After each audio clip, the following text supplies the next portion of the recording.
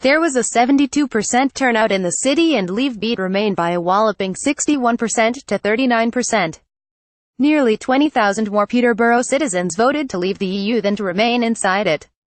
I spent much of referendum day itself in Peterborough, where my office is located, and did a tour of polling stations.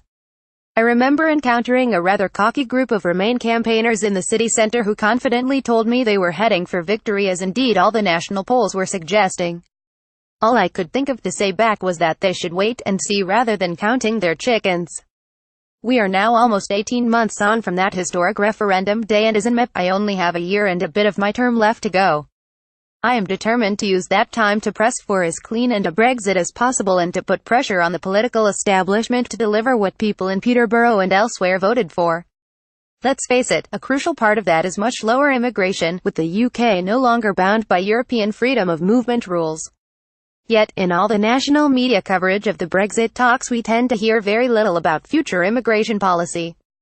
As part of my work as an MEP, I have held a series of public meetings this autumn under the title of Full English Brexit, and have begun each gathering by giving the government a mark out of 10 for each of 6 tests of progress to date. The first such event I held was just outside Peterborough in the village of Thorney, where we got a house at the lovely Bedford Hall back in September. We will be putting on more such events early next year, including one in Peterborough itself. The meetings give people the chance to hear a progress report and then to discuss their own concerns about the Brexit process. Attenders so far have been mainly Brexit supporters, but there is no bar on Remainers coming along, and you will be politely received if you do.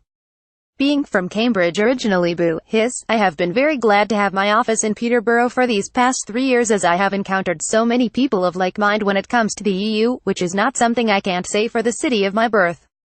I will strive as hard as I can in the coming months to help ensure that, when we do leave the EU, we will get back our supremacy in lawmaking, control of immigration, our sovereign waters and the right to run our own trade policy, and that we don't pay a king's ransom to Brussels for the return of powers that most countries take for granted. We voted leave. Now we have got to take back control.